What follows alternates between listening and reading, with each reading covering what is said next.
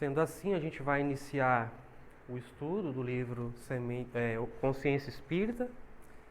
A gente, seguindo o índice da obra, estamos no capítulo 9, que Inácio intitulou Homicídios, quando ele comenta lá uma passagem da primeira carta de João, no capítulo 3, versículo 15, quando João diz assim, olha, qualquer que odeia a seu irmão é homicida. E vós sabeis que nenhum homicida tem a vida eterna permanecendo nele. Pesado, né, gente? Algum de nós aqui alimenta ódio no seu coração em relação a qualquer pessoa? E a gente pensa assim, nossa, mas isso é muito puxado, isso é muito pesado de pensar, de ser medido e de vivenciar. Mas a gente vai retomar aquela ideia de que nós estamos num processo de transição planetária, onde nos é pedido algo além para que a gente possa permanecer no planeta em condições análogas àquela que o planeta vai exigir de cada um que estiver trilhando suas experiências nele. Então nós estamos estudando uma obra que fala de consciência espírita, algo que venha nos chamar a atenção para detalhes que muitas vezes nos passam despercebidos, porque a gente não tem o hábito de fazer uma análise minuciosa das nossas mínimas expressões diárias. Então, Inácio, quando vai intitular a mensagem falando sobre homicídios, baseando-se na carta de João, quando João diz que aquele que odeia seu irmão é homicida, realmente é muito forte. Homicida é aquele que extingue a vida do seu semelhante, assassino, não é assim? E aí Inácio vai falar sobre essa condição intelectual que o homem já conseguiu, já alcançou, de apreender o ensinamento que estava lá nos 10 mandamentos, bem antes de Jesus, quando Moisés recebe o decálogo e escreve lá, não matarás. Não é assim? Lembrando que Moisés estava refugiado no Egito, ele foi acolhido, não é? Na verdade, ele foi acolhido pelos egípcios. E um dia lá numa briga com um egípcio que estava batendo, agredindo um judeu, ele assassina o egípcio. Moisés, que logo depois de receber o decálogo no Monte Sinai, quando ele vai de volta ao convívio com os hebreus, na necessidade de acalmar os ânimos, de colocar regras, de disciplinar um povo altamente disciplinado, lá no Levítico, nas mais de 600 leis civis que regulamentavam e ainda regulamentam a forma de conduta do povo judeu, ele coloca o apedrejamento e a morte como forma de punição para determinados crimes. Daí a gente vê a dificuldade humana em colocar em prática um ensinamento, um direcionamento que vem dos planos mais altos, quando ele se encontra em atividade, em experiências no plano material. Estudando o capítulo 11 de O Livro dos Espíritos, na parte que fala das leis morais, lá no item 10, leis de justiça, de amor e de caridade, Kardec vai perguntar aos espíritos, na pergunta 875, como se pode definir a justiça. E aí, os espíritos respondem assim, a justiça consiste no respeito aos direitos de cada um. E aí Kardec pensou assim, não, mas isso é muito complicado. Como é que funciona isso? Porque se cada um acha que tem que ser respeitado naquilo que compreende que é seu direito, por que o mundo está desse jeito? Será que não é porque todo mundo acha que tem direitos demais a cumprir e deveres de menos a obedecer? Aí Kardec, quando ele é muito minucioso nas suas questões, nos seus questionamentos, nas suas observações, ele pergunta assim, o que determina esses direitos? Aí os espíritos respondem: duas coisas os determinam, a lei humana e a lei natural. Tendo os homens feito leis apropriadas aos seus costumes e ao seu caráter, essas leis estabeleceram direitos que puderam variar com o progresso dos conhecimentos. Vede as vossas leis de hoje, sem serem perfeitas, consagram os mesmos direitos da Idade Média. Esses direitos antiquados, que vos parecem monstruosos, pareciam justos e naturais naquela época.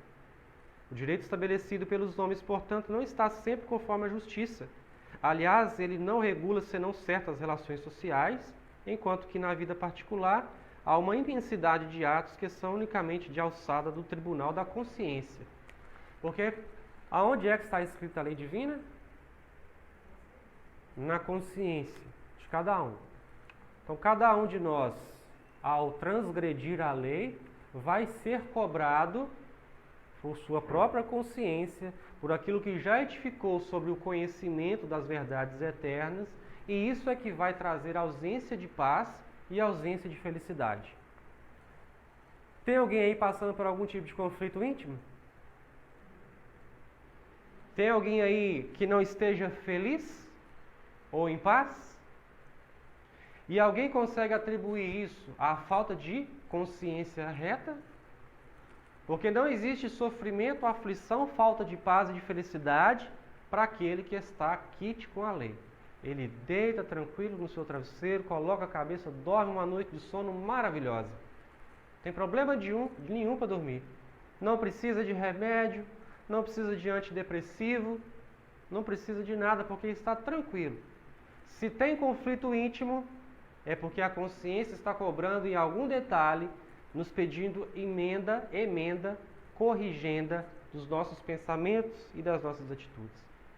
O interessante é que os espíritos diziam assim, não é? Os homens, tendo feito os homens leis apropriadas aos seus costumes e ao seu caráter, essas leis estabeleceram direitos que puderam variar com o progresso dos conhecimentos. Quando Moisés estipula o apedrejamento para determinado tipo de situações, determinado tipo de crime, a gente está falando sobre um processo de justiça ainda que engatinhava, porque a nossa compreensão de justiça, de direito alheio, também estava na mesma condição de infância espiritual. Lembrando que antes estávamos sob a lei do olho por olho, antes de sermos o olho por olho, dente por dente, era aquela bagunça. Então, por exemplo, se eu chegasse na casa de alguém aqui, pegasse uma muda de couve, entrasse no quintal de vocês, pegasse um raminho de couve para fazer comida para mim, estaria roubando, furtando a sua couve. Então você sentia o direito de me matar os meus filhos, roubar a minha casa, matar todos os meus animais, confiscar tudo que é meu, porque eu roubei um talo de couve. Então a lei e a punição era completamente desconexa. A justiça humana, a forma de entender essa justiça, era equivocada. Então a lei do olho por olho, dente por dente, ela veio estabelecer assim, olha, se você roubar, vai ser cortada a sua mão. Se você matar, você vai ser morto. Se você fizer aquilo, você vai ter uma pena relativa à sua transgressão. Então era algo que já estava caminhando, a gente já estava evoluindo. A lei do dente por dente, olho por olho, é um passo na elevação espiritual humana. Hoje a gente olha com aqueles olhos de escandalizados, por quê? Porque já não cabe mais nos nossos costumes. Então quando a gente vê determinadas situações, a gente se sente compadecido, é porque nós já não mais comungamos daquela forma de entender a vida, de entender as relações sociais dos homens. Na pergunta 877, Kardec pergunta assim: a necessidade para o homem de viver em sociedade ocasiona-lhe obrigações particulares? Os espíritos respondem que sim, e a primeira de todas é a de respeitar o direito dos seus semelhantes. Aquele que respeitar esses direitos será sempre justo. No vosso mundo, onde tantos homens não praticam a lei de justiça, cada um usa de represálias, e é isso o que faz a perturbação e a confusão de vossa sociedade. A vida social confere direitos e impõe deveres recíprocos.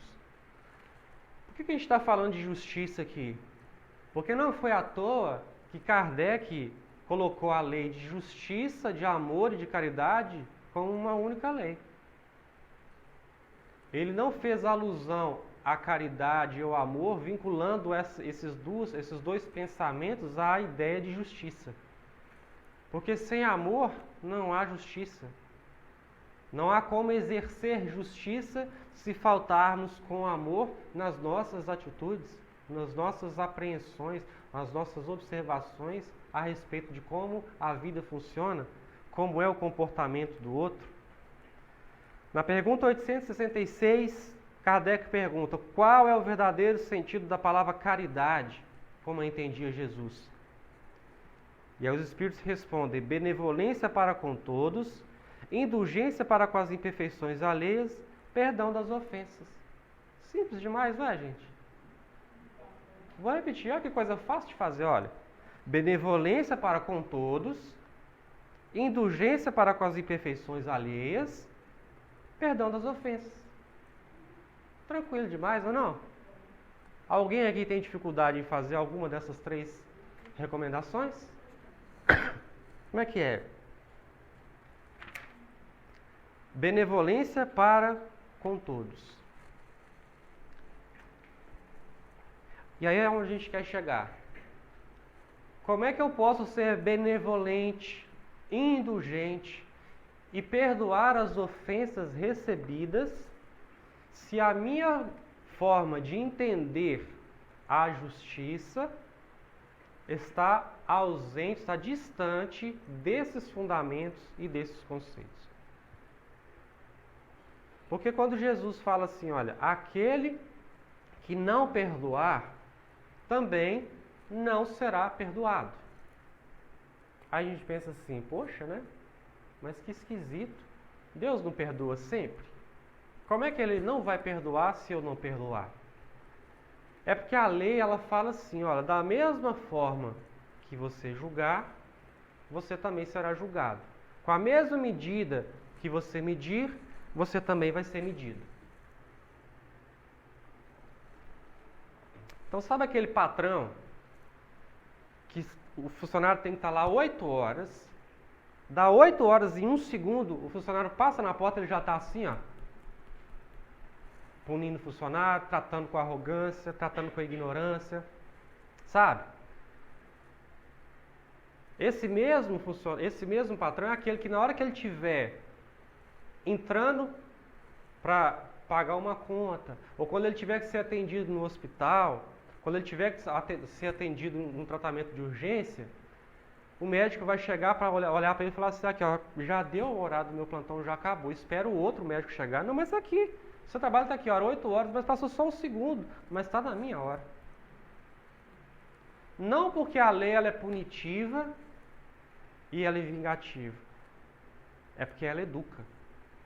É porque ela vem mostrar assim, olha só, se você está sendo muito duro com as pessoas, a vida também vai ser dura com você. Então, se a vida está sendo dura com você, alguma coisa você está fazendo de errado. Se está tudo muito difícil, está tudo muito pesado, é porque você também tem sido peso para alguém. É porque também você tem dificultado nas relações que você vivencia a experiência dos outros. Então a vida ela vem te mostrar assim, olha, sente como é que é quando alguém te ofende. Como é que você se sentiu? É bom? É agradável? Então pensa como é que alguém se sente quando é você que ofende. Então a lei, ela estabelece a justiça, não é? Para que nós nos adequemos a essa justiça através dos nossos singelos atos, das nossas mínimas expressões, para que a gente apreenda da vida o que ela tem a nos dizer, a nos mostrar. Por que a gente está falando tudo isso? Porque até ontem a gente pensava que homicida era aquele que pegava uma arma, apontava para o seu semelhante e disparava um gatilho. E que extirpava a vida desse semelhante. Seja por qual motivo for.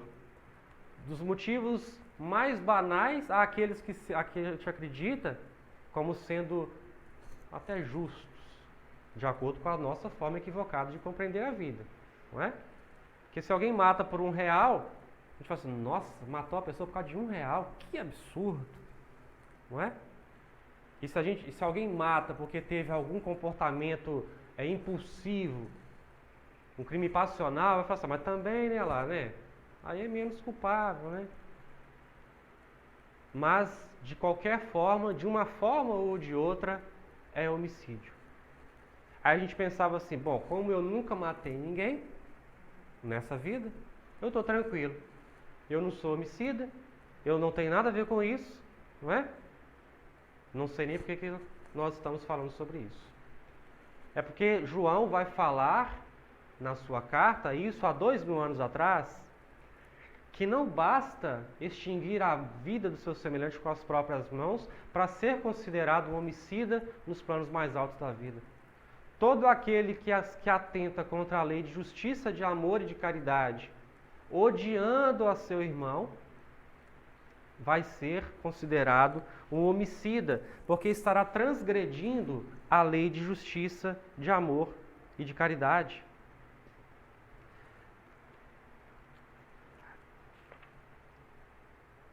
E aí a gente pensa nas nossas mínimas expressões, quando a gente está em contato com o nosso semelhante, convivendo com o nosso semelhante, será que eu tenho agido com falta de amor? Será que eu tenho deixado a desejar algo em relação à minha conduta no planeta que eu vivo? Lembrando que a minha relação não é exclusivamente com o semelhante, com os seres humanos. Eu convivo com o planeta diariamente. Eu piso no solo da Terra. Eu respiro o oxigênio que está na Terra. Eu exalo vibrações que vão fazer parte das vibrações da Terra. Qual é a minha forma de se relacionar com o planeta? Eu nem penso nisso. Lembremos que tudo que está no planeta está em processo de transformação e de elevação espiritual. No meu corpo físico existem bilhões de princípios inteligentes que estão trilhando a sua experiência, assim como eu trilhei há trilhões, bilhões de anos atrás, que eu não tenho condição de medir, como nenhum de nós tem. Os animais, as plantas, todos esses seres estão em processo de elevação espiritual. São princípios inteligentes que estagiam no orbe terrestre, assim como nós já trilhamos em planetas mais primitivos, em outras experiências, quando éramos princípios inteligentes do universo. Então essa relação de amor, ela se dá em todos os campos da nossa existência, não só com o nosso semelhante, mas com o planeta que a gente está inserido nele. E aí Inácio vai iniciar a mensagem dizendo assim, olha, o preceito que sugere ao homem não atentar contra a vida de seu semelhante, de seus irmãos, já se encontra consolidado em seu intelecto, desde que Moisés deixou o roteiro de conduta a ser seguido pela humanidade, recomendando o não matarás por meio dos 10 mandamentos. Então, o que a gente disse no começo. Quando Moisés deixou a recomendação do não matarás, era porque nós, como humanidade, naquele momento, já tínhamos condições de apreender esse direcionamento e modificar as nossas condutas em relação às nossas relações interpessoais. Moisés esteve na Terra há mais ou menos 4.000 anos antes de Jesus. Nós já caminhamos bastante de lá para cá.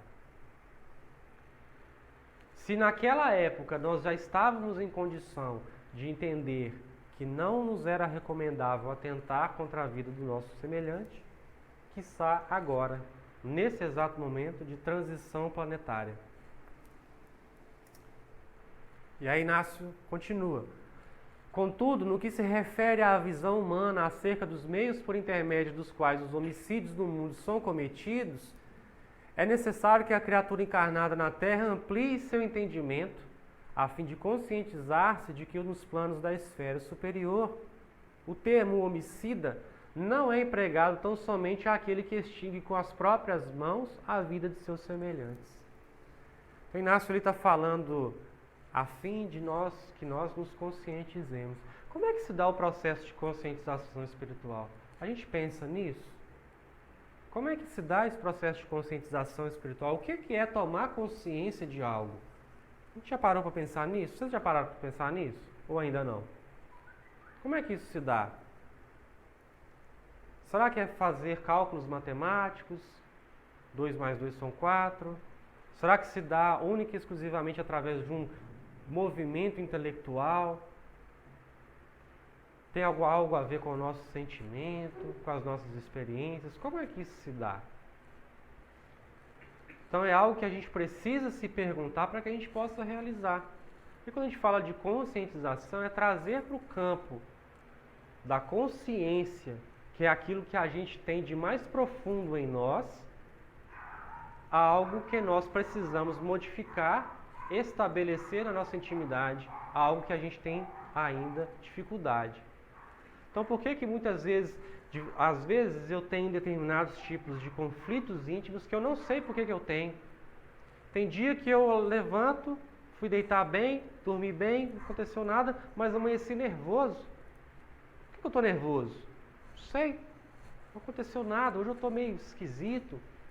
Quer dizer, eu estou sentindo algo que me incomoda, mas que não chegou ao plano da minha consciência para eu entender. Ah, já sei. Ontem aconteceu tal coisa e foi por causa disso que eu fiquei chateado. Então hoje eu estou assim por causa do que aconteceu ontem. Se eu consigo fazer esse processo, eu me conscientizo do que está me causando conflito.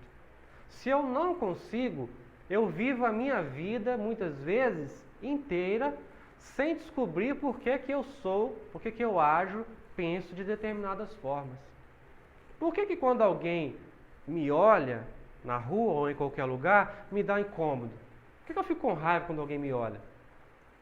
Por que eu fico triste em dias chuvosos? Por que quando o tempo está nublado, me dá aquela depressão? Será que é lembrança de alguma coisa?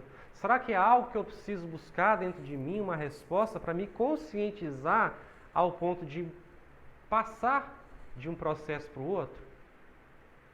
Então muitas vezes a gente fala assim, eu tenho determinados tipos de dificuldades hoje, porque na minha infância aconteceu determinado fato, então hoje eu atribuo aquilo que eu estou vivendo com aquele fato que aconteceu. Quando acontece essa conscientização de saber de onde é a origem do problema, fica mais fácil para a gente trabalhar o que a gente precisa trabalhar para se modificar. Então por que você é agressivo? Eu sou agressivo porque eu apanhei muito quando eu era pequeno. Apanhei muito durante a minha infância toda, então hoje eu sou agressivo, eu não consigo controlar essa agressividade. Então eu já sei de onde que vem. Preciso trabalhar essa conscientização para que eu supere aquela determinada dificuldade e para que eu cresça espiritualmente. Tomar consciência do que somos e do que precisamos ser é fazer essa avaliação em todas as nossas experiências. Por que quando eu vou trabalhar eu estou me sentindo mal? Por que quando eu estou de férias eu estou me sentindo bem? Por quê? Qual é a relação que eu tenho com o trabalho? Qual é a relação que eu tenho com as férias? Por que mexe tanto comigo? Tem a questão do descanso, tem a questão do cansaço no trabalho, mas será que tem algo além? Que eu preciso buscar? Alguma informação que eu preciso trabalhar?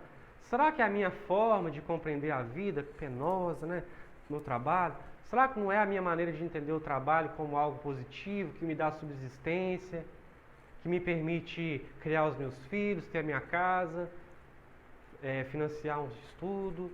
Será que isso tem a ver com a minha forma de encarar as situações da minha vida? Então é isso que Inácio está dizendo ali. Esse termo homicida, ele precisa falar mais alto na nossa consciência para que a gente possa entender o quanto que equivocadamente a gente age em inúmeras situações e não percebe. Porque não chegou ao campo da nossa consciência. E aí ele vai enumerar algumas situações dizendo assim, olha, nesse contexto, inúmeros homicídios perpetrados diariamente no orbe terrestre ainda passam despercebidos aos olhos do homem, seja através do pensamento enfermo que se torna arquiteto de desunião entre as criaturas, promovendo conflitos de variada ordem. Aqui que André Luiz vai falar para a gente nas suas obras, através da psicografia do Chico. Ele vai falar que o nosso campo mental é como um espelho, que vai projetar aquilo que nós pensamos para o universo ao nosso derredor e vai receber informações daqueles que estão em contato conosco, daquilo que eles projetam. Então, quando eu penso algo edificante, algo positivo, que é construtivo em relação ao que edifica espiritualmente, eu estou emanando energias positivas que vão interferir diretamente em todas as pessoas que tiverem acesso comigo, em todos os ambientes que eu estiver inserido. Então, se a gente chega na casa espírita, a gente muitas vezes não consegue perceber porque os nossos olhos materiais não permitem.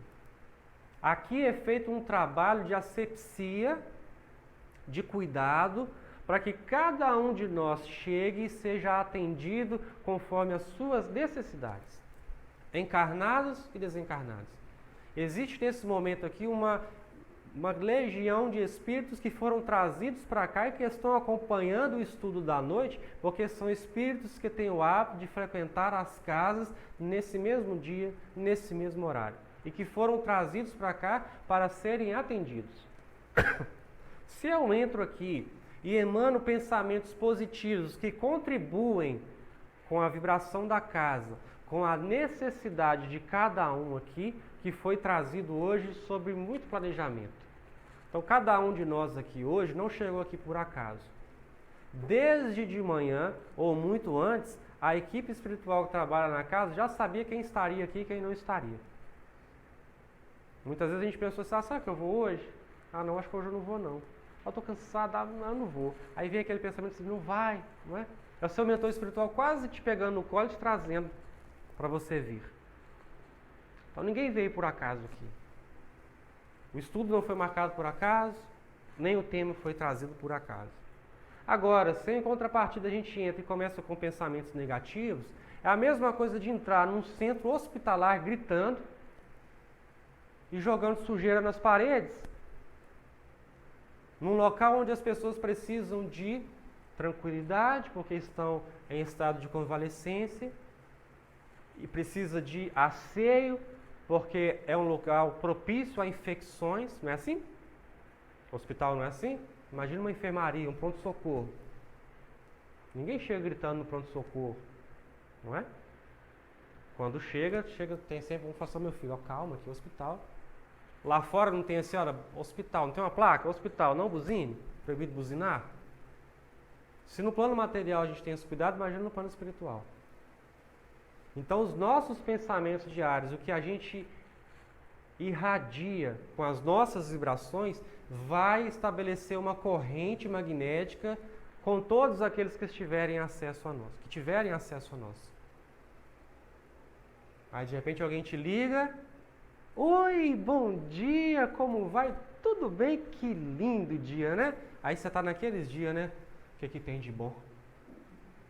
Droga de vida. Né? E se o outro tiver descuidado, invigilante, ele entra na mesma sintonia. Não é realmente uma droga mesmo, tristeza, tudo ruim. Você viu ontem, a gasolina aumentou de novo. E o calor? Calor demais. Você viu a chuva ontem? Alagou tudo, mas também o governo não faz nada. E aí vai. Isso acontece em grandes proporções no nosso dia a dia. Isso acontece no mundo. Sabe aquela mensagem que chega no nosso celular? Falando de alguma reportagem que foi vista no céu, que ninguém nem sabe quem foi o primeiro a mandar, mas que chegou para todo mundo. Daqui a pouco está todo mundo na mesma vibração, falando sobre o mesmo assunto. Mas se fosse bom, né? Você manda um vídeo para alguém de um slide de 5 minutos, a pessoa fica assim, nossa, 5 minutos, está demorando demais, né? Entra lá e já desliguei. Se alguém te manda uma mensagem, você dá uma olhada lá no comecinho e vai lá no final, porque se alguém perguntar alguma coisa que você viu, você fala, não, eu vi. No começo tinha uma imagem tal, no final tinha outra, né? Mas se for algo negativo, fica lá vendo, né? Se for 10, 20 minutos, faça até o dia inteiro comentando. Do uso inadequado da fala, quando o verbo fere incompassivamente os sentimentos alheios. Então, Inácio fala assim, olha, a sinceridade e a indelicadeza caminham em direções opostas. Muita gente é sincero demais, né? Fala na lata, na cara, é assim que eu penso. Eu quero ser assim, é assim que eu quero ser, é assim que eu quero falar. E fala, né? Não importa se está ferindo o sentimento alheio. Segundo Inácio, segundo a espiritualidade, a gente está matando o que no outro? A gente está matando e edificando o que nas nossas relações interpessoais? Aí é algo que a gente precisa examinar criteriosamente, porque a gente faz muito isso sem perceber. Fica tão corriqueiro e tão natural que a gente acha que é natural, que é assim e não tem grandes problemas. Das atitudes inoportunas, sempre que o orgulho, a vaidade e o egoísmo aniquilam a possibilidade de fraternidade e de relacionamento amistoso entre os seres, gerando desequilíbrios e contendas. Então a gente estava falando sobre a lei de justiça, de amor e de caridade, que são conceitos que vão totalmente ao contrário da vaidade, do orgulho, da vaidade e do egoísmo. Então não existe justiça onde tem orgulho, egoísmo e vaidade, muito menos amor, nem tanto, nem tão pouco caridade. Então quando o orgulho, a vaidade e o egoísmo governam as nossas atitudes diárias, das nossas experiências, a gente com certeza vai faltar com a justiça nos nossos relacionamentos. Então lá nas leis morais, no início, na pergunta 619, Kardec vai perguntar aos espíritos com o que consiste a moral, o que é a moral? Os espíritos respondem, olha, ela está na citação, na máxima de Jesus, olha, não fazer aos outros aquilo que você não quer que os outros façam para com você. Nisso consiste toda a moral. Então ele baseou as leis morais nesse fundamento, nessa máxima de Jesus, nessa expressão de Jesus. Agora, se o meu senso de justiça não está elevado, a minha forma de entender a justiça vai fazer com que as minhas atitudes firam essa justiça divina que é a maior, porque eu não sei ainda o que é bom para mim, eu não vou saber muito menos o que é bom para o outro. Porque Jesus não recomendou amar o próximo como a si mesmo? Aliás, essa citação está lá no Levítico. Está lá no Levítico, no Antigo Testamento, no Pentateuco de Moisés. Ela não é uma recomendação neotestamentária. Vem lá do Antigo Testamento, está lá. Amar os vossos inimigos, né? Amar o próximo como a si mesmo. Jesus só retomou essa ideia que faz parte da lei universal. Então, olha quanto tempo nós temos tido acesso a essa informação. Não é de hoje. Então, a nós, nesse momento, é pedido algo além. Um pouco além do que a gente tem feito. Daí Inácio prossegue. Então, ele colocou ali 3 pontinhos, porque se for falar tudo que a gente faz, né, gente? O apóstolo amado de Jesus, entretanto, é categórico ao afirmar em sua primeira epístola: qualquer que odeia a seu irmão é homicida. Então, olha só. Por que ele diz que aquele que odeia a seu irmão é homicida e não tem a vida eterna permanecendo nele? O que é a vida eterna? Como é que nós, através dos ensinamentos da doutrina, podemos entender como essa vida é eterna? A gente entende que necessitamos da pluralidade das existências, as reencarnações, até que nós nos tornamos espíritos puros. À medida que nós nos tornamos espíritos puros, não precisamos mais reencarnarmos, viveremos a vida de espírito, aquela que não precisa mais da matéria para vivenciar as suas experiências. Essa é a vida eterna. Então esse eterno a gente tem que entender como a vida imortal, porque a passagem na carne, através da reencarnação, ela é transitória. Então a carne morre. O corpo se degenera, mas o espírito, ainda em estágio de aprendizagem, precisa estar retornando a novas experiências através das reencarnações até alcançar essa condição de perfeição relativa. Então imaginemos, existe espírito perfeito, espírito puro, que odeia o seu semelhante? Então é óbvio que enquanto nós tivermos algum tipo de ódio, de desamor em relação aos nossos companheiros, a quem quer que seja, é sinal que nós estamos muito distantes dessa perfeição.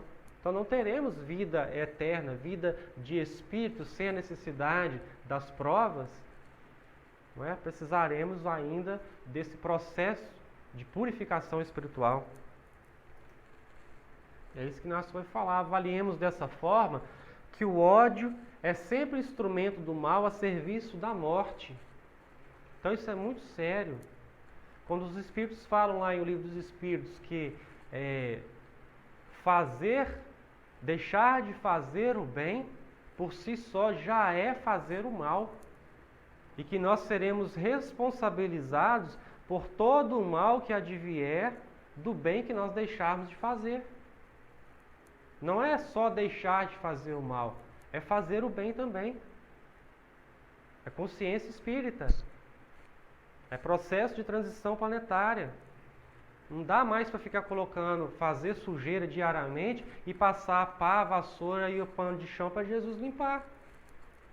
Não dá para ficar entrando aqui na casa espírita, querendo que a vibração da casa esteja elevada, que a casa tenha condição de fazer os trabalhos que ela realiza, entrando aqui e começando a brigar um com o outro. Pensando e emitindo pensamentos, descargas vibratórias negativas uns para os outros. Muitas vezes eu não falo porque eu já não falo mais. Porque eu sei que se eu falar, eu estou tendo débito aí, vou falar com o outro ficar com raiva de mim, é espírito, a gente tem conhecimento, eu não quero obsessor mais, não quero ficar voltando com ninguém, não vou falar nada. Mas o pensamento, muitas vezes, está jogando dardos. O coração está jogando energias venenosas que interferem uns nos outros. Então, quando a gente está preparado, está equilibrado, e isso, graças a Deus, a gente está a maior parte do tempo, não é, gente?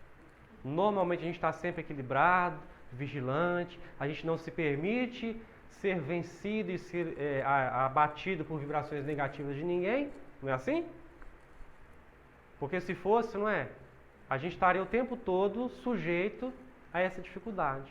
A gente fala brincando, mas não é a nossa dificuldade de manter um padrão vibratório constante, de equilíbrio. Então muitas vezes a gente está desequilibrado, a gente acaba entrando na sintonia do outro.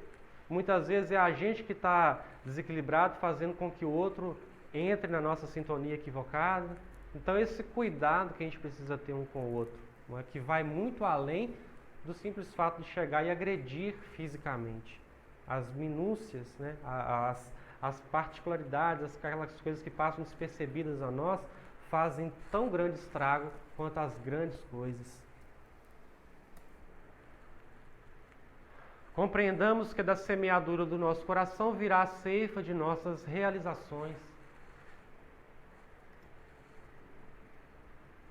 Quem semeia, pois, a morte nos ciclos de sua convivência, deixando de exercitar o amor para com seu irmão, promovendo o ódio em seu derredor, não colherá para si o benefício imorredouro da felicidade e da paz, porque assim como adverte o evangelista, nenhum homicida tem a vida eterna permanecendo nele. É aquilo que a gente disse agora há pouco, Se eu não me purifiquei ao ponto de deixar essas vibrações do ódio para trás no meu processo evolutivo, eu não consigo marchar adiante me auto-iluminando. A ninguém é dado seguir adiante rumo ao caminho da luz, deixando trevas no meio do caminho. Então eu preciso corrigir as minhas posturas, modificar os meus conceitos, reparar o mal que é o caos e seguir adiante nesse processo de auto-iluminação. E aí Inácio vai finalizar a mensagem dizendo assim, olha, se te afirmas, portanto, incapaz de amar o teu próximo como o Evangelho tem recomendado a ti, Avalie a necessidade inadiável de que desenvolvas novas estratégias que te possibilitem efetivar tua promoção espiritual, capacitando-te a conquistas mais elevadas no campo de teu sentimento. Porquanto o ódio em relação a teu semelhante assinalar-te-á a condição de homicida, colocando-te invariavelmente na posição de réu perante a lei de justiça, de amor e de caridade. Então quer dizer, olha, se a gente tem algum tipo de desavença mais direta com alguém, ou se a gente está naquele processo de não mais agredir o tempo todo, mas de ficar pensando negativamente quando lembra de determinada pessoa, e se a gente está achando difícil demais vivenciar esse ideal de perdão, de amor ao próximo, como Jesus recomenda, é como Inácio diz ali. É urgente que a gente modifique a nossa tática, a nossa estratégia, para que a gente consiga vencer isso. Porque cedo ou tarde, a gente já está em conflito, né? Porque quando a gente pensa na pessoa, aí desestrutura emocionalmente, fica desequilibrado. Se alguém que nos feriu, lembra da pessoa, automaticamente já está desequilibrado. Já está sendo cobrado pela própria consciência. Mas a gente sabe que quando a gente perde a oportunidade de estar lado a lado, de caminhar lado a lado e de vencer essas barreiras, de vencer essas dificuldades, é como Jesus disse, né? Reconcilia-te com o teu adversário enquanto estás a caminho com ele. Nem que esse adversário seja a nossa própria consciência. É necessário que a gente se reconcilie com ela fazendo o bem, promovendo a justiça, o amor e a caridade. A gente agradece a vocês mais uma vez. Então a gente está deixando aí disponibilizado o site, os nossos endereços virtuais. Então através do site www.tarsoseditoraespírita.com.br vocês têm acesso ao processo Consciência Espírita, onde a gente tem disponibilizado os estudos da obra Consciência Espírita. Hoje nós falamos da Casa Espírita de Lagoa Santa, Lar de Jesus. Então a gente sempre muito bem recebido na casa de vocês. Convidamos a todos para fazerem visitas lá. Da mesma forma a gente agradece a todos os internautas espalhados aí ao redor do mundo que têm visitado o nosso espaço. A gente disponibiliza esse espaço justamente para que as pessoas tenham acesso a ele. E a nossa recompensa é saber que estamos difundindo, divulgando mensagens que todos nós temos necessidade de estar tendo contato com elas. Que a gente possa retornar mais fortalecido para o nosso lar. Que Jesus nos abençoe a todos. Muita paz para vocês.